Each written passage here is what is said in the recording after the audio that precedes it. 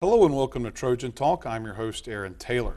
Today we'll be talking about the Civil War, and here at Troy University, my guests today are John McLaney and David Carlson, organizers of a series of events taking place here on campus, celebrating the anniversary of the Civil War and getting a little bit of better understanding here. If you would, I guess just tell us a little bit, first off, what exactly is going on here in association with these events that are going on campus? The Troy University Library applied for a grant through the American Library Association and the National Endowment for the Humanities, and we were one of 67 libraries nationwide that were chosen for this particular program.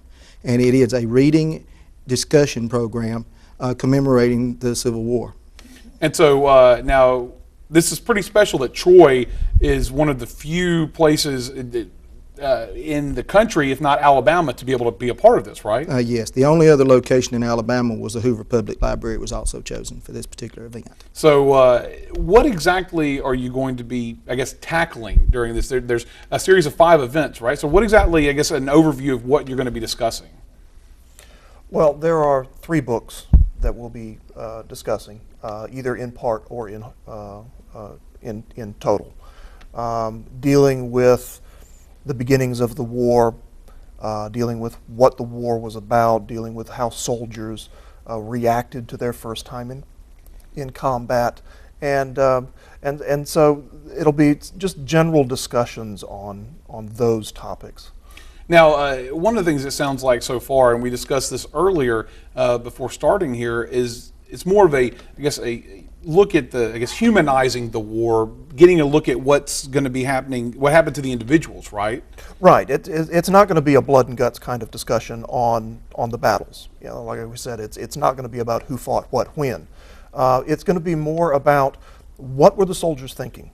How were they making decisions during battle? How did they decide to even go fight, and on which side they were going to fight?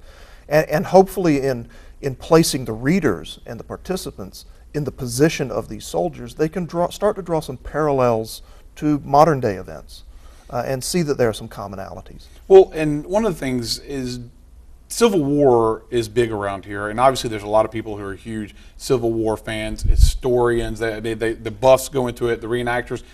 Do you have to be one of those kind of people to get involved with something like this? No, this particular program is for everybody. We're hoping to have people from anywhere from age 16 to 90 present, and the whole idea is you sit down and it'll be broken into small groups and you discuss the different topics. It is a scholar-led program, and we have the readings actually just get us into what brings up the individual discussions, and it'll be broken into those small groups. And from what we've already experienced with the program when we went to our training, it really works because you get into the mindset of what was going on between 1861 and 1865.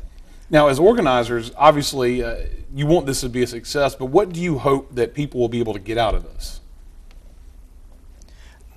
I hope that people come away looking at the Civil War from a totally different viewpoint. It's not names and dates, but they realize it was people just like you and I who had to deal with the situation at hand, and they didn't have all the facts, they didn't have all the information, and they had to deal with what they knew at the time and do the best that they could.